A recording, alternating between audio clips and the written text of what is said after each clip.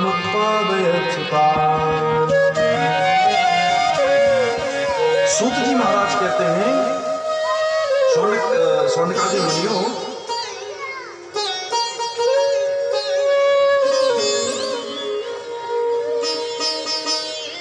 परीक्षित का राज्याभिषेक किया क्योंकि इनके कुल का दीपक है ये, पांडवों के कुल का दीपक है ये। छोटा सा है और बड़ा तेजस्वी है। अपने पिता के ही गुण इसमें है, अभिमन्यु के गुण। अब भगवान की तो कृपा है ही उस पे, जब भाई गर्भ में ही उसको दर्शन दे दिया था भगवान ने। तो कहते हैं कि बैठाया है गद्दी पर राज्याभिषेक करके और स्वर्ग की यात्रा की, स्वर्गारोहण की यात्रा की। बद्री विशाल के रास्ते होते हुए चल दिए।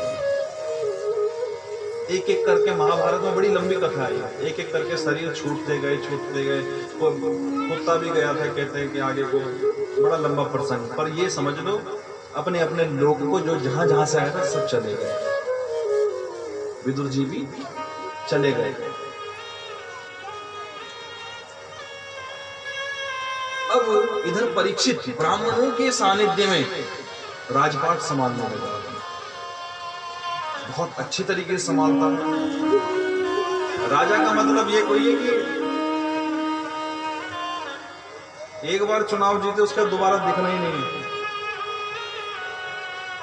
राजा बनने के बाद तो और जनता के संपर्क में रहना चाहिए। देखो कैसा राजा होता है, परीक्षित जी दिखा रहे हैं कि विचरते हैं रूप बदल बदल के, घूमते हैं, कहां क्या हो रहा है, कहां क्या हो रहा है, देखते रहते हैं। कहीं कौन गड़बड़ कर रहा है, पूरा वेश बदला हुआ है, कोई पहचान नहीं सकता कि राजा है। अब ऐसे विचरते अपने राज्य में एक दिन अपने राज्य की सीमा में जब पहुंचे तो वहां एक आश्चर्य देखा। क्या आश्चर्य देखा कि काला काला सा आदमी डंडा लेकर के एक बैल को और एक गाय को मार रहा है।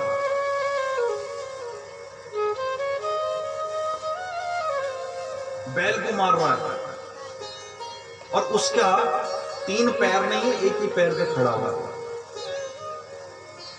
3 पैर नहीं है उसके और डंडे से मार रहा है। परीक्षित ने देखा, पहले से देखा, फिर जब रहा नहीं गया तो आगे चले गए।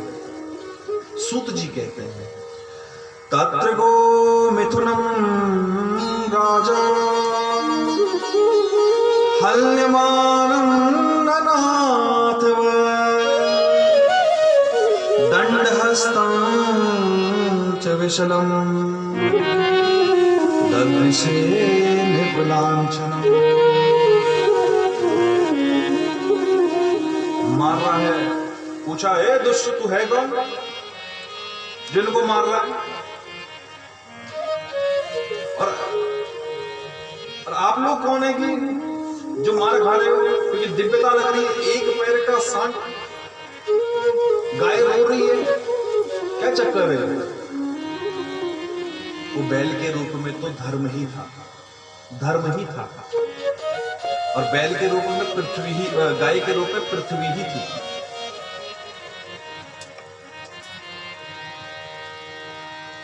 और वो काला काला आदमी कौन?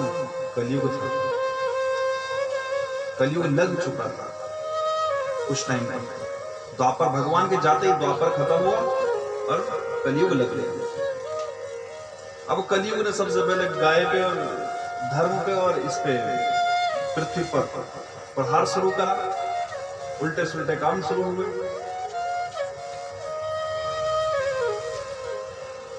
बैल ने कहा महाराज मैं धर्म हूं, गाय ने बोला महाराज मैं पृथ्वी हूं। राजा ने कहा ए तू कौन है? कि महाराज मैं हूं कलयुग, मेरा ही समय चल रहा है, आपको पता नहीं शायद। चुनाव जीतते ही सभासद फलाना फलाना नीचे से लिख देते हैं, गाड़ी पे लिख देते हैं, उससे पहले नहीं लिखते हो। जैसे चुनाव जीते उसके बाद सीधे लिख देते हैं ना अपनी गाड़ियों पे, अपने घर के बाहर भी लगा देंगे सभासद, जो भी है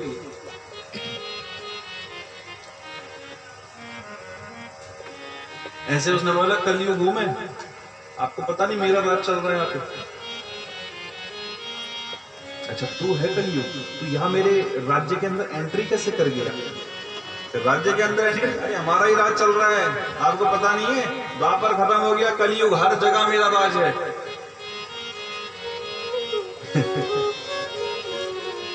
गुस्सा आ गया किसको? राजा परीक्षित को। बोला अरे मूर्ख, तुझे पता नहीं मैं कौन हूं? मेरा नाम है परीक्षित। और जैसे ही नाम सुना परीक्षित, वो काला काला सा आदमी कांपने लग गया।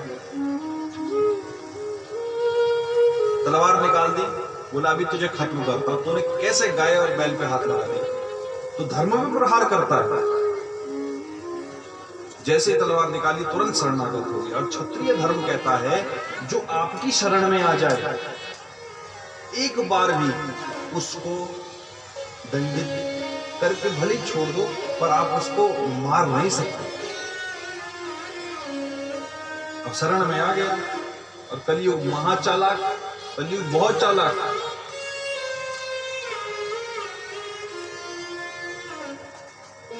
प्रभु मैं आपकी शरण में हूं। परीक्षित ने बोला मेरी शरण में नहीं, तो मेरा राज्य छोड़ के निकल। उसने बोला महाराज एक बात बताओ, हमें बनाया किसने? भगवान ने तो बनाया।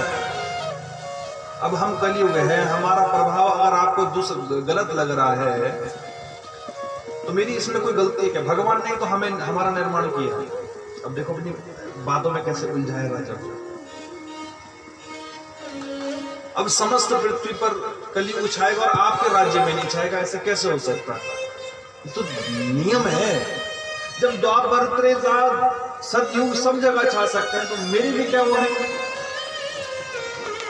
ऐसा करो, कुछ स्थान दे दो मुझे रहने के लिए, मैं वहीं रहूंगा। उसके अलावा मैं इधर उधर डोलूंगा नहीं, फालतू। सूत जी कहते हैं सौनक जी,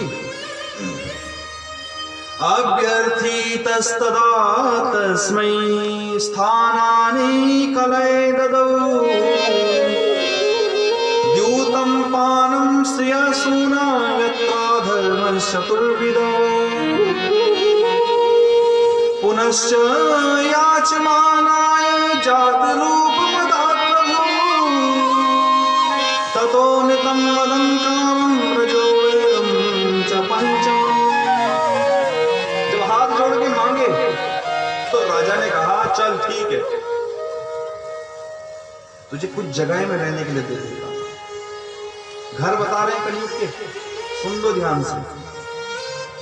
द्यूतम, जहां जुआ खेला जाता होगा वहां कलयुग तेरा वास होगा, सीधी सी बात।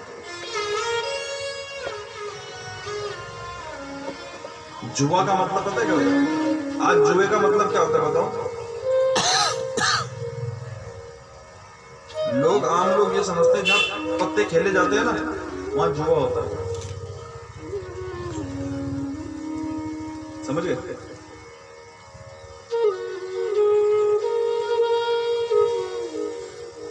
मैं बताता हूं आपको जुआ क्या है।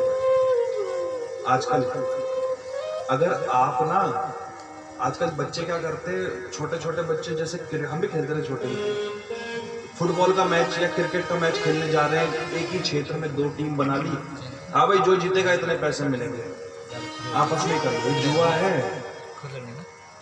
लूडो खेल रहे घर में, जो जीतेगा उसको ये मिलेगा, आपस में। क्या है? जुआ है। चौसर का खेल कैसा होता है? ऐसा ही होता है। वो जो खेले थे वहां, क्रिकेट टीम पे पैसे लगाए जा रहे, जुआ है। ये सब जुए के अंदर है। पत्ते खेल रहे हैं, पैसों का खेल रहे हैं, या इस तरीके से कुछ लगाया जा रहा है, तो सब जुआ है। तो द्यूतम, जहां द्यूत खेला जाएगा, द्यूत क्रीड़ा होगी, वहां कलयुग तेरा वास होगा, सीधी सी बात। ठीक है महाराज। और द्यूतम पानम, दूसरा क्या बोला? पानम, मस्तिष्क को बिगाड़ने वाला पेय जो पिया जाता है, मदिरा पानम, वहां कलयुग तेरा वास होगा। समझ गए? दूसरा घर हो गया। तीसरी जगह स्त्रियः सोना।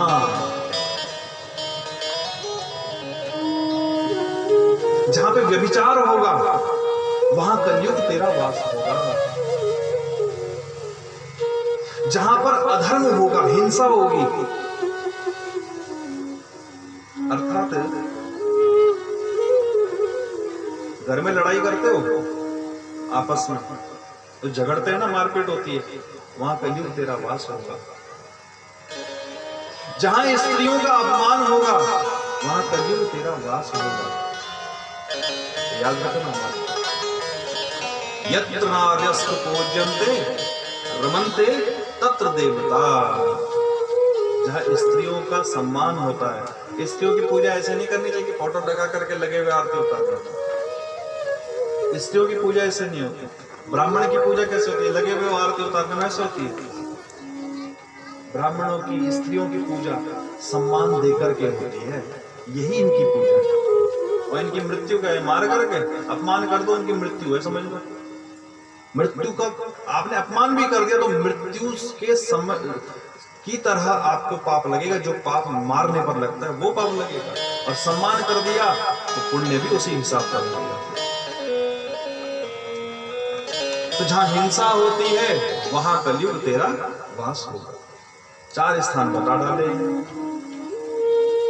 कलयुग बोला महाराज सकल हमारी काली काली,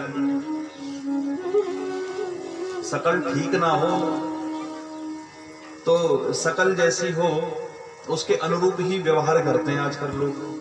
आपने भी वही करा महाराज, काली काली सकल देख के जगह भी ऐसी काली काली दे डाली।